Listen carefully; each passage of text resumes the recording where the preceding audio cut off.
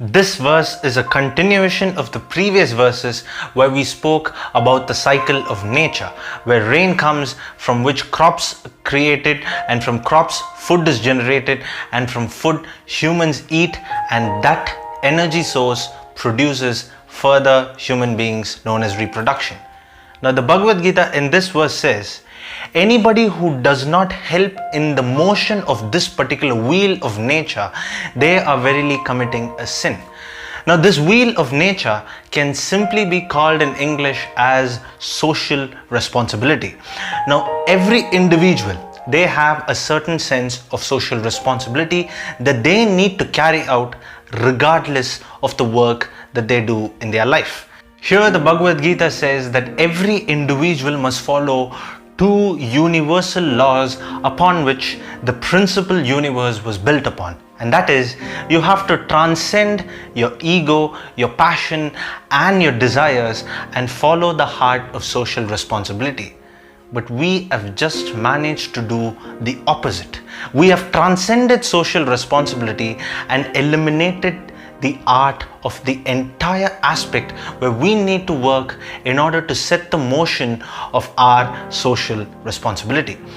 Now, our ego, our passion, our desires, all these is something that we are in complete possession of. And that is why the Bhagavad Gita says, he who hugs his desires is completely delusional, as they do not see the metaphysical truth of the universe.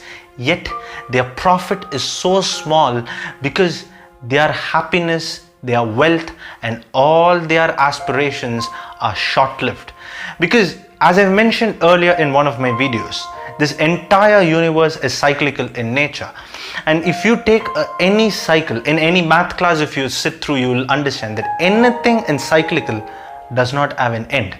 Because what goes like this will again come back in the same direction. And there is that ancient distinction in math class which says a line segment has a start and has a finish, but a cycle does not have anything which is in circular motion.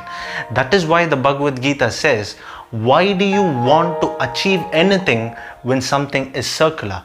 But the true metaphysical truth has a beginning and has an end.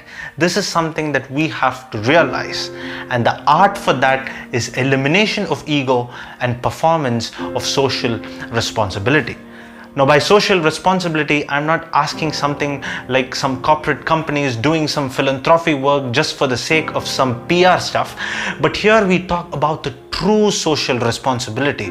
Maybe I'm giving this example of this particular individual too many times, such as Nelson Mandela or Mahatma Gandhi, where certain amount of works or certain amount of experiences that they had in their life, they felt that winning freedom for India or winning the freedom of the black people was not their work, but it was their responsibility.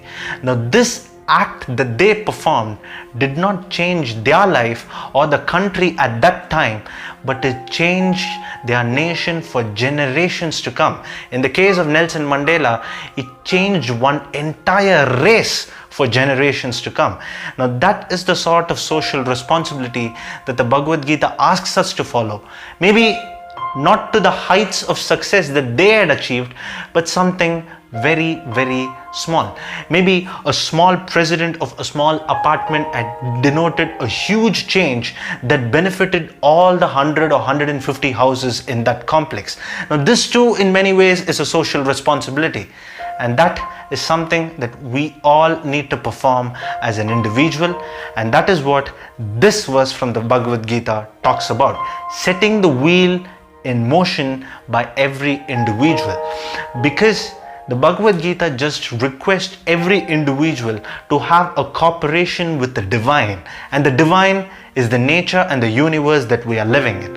Only when there is a cooperation between human and divine will the world be completely blissful, and that is something that we are lacking, right?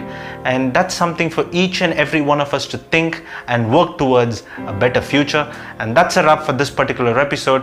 Hope you guys enjoyed this video. If you did, do give it a thumbs up, and I'll see you guys in the next video. Until then, it is goodbye, and of course, thank you for watching.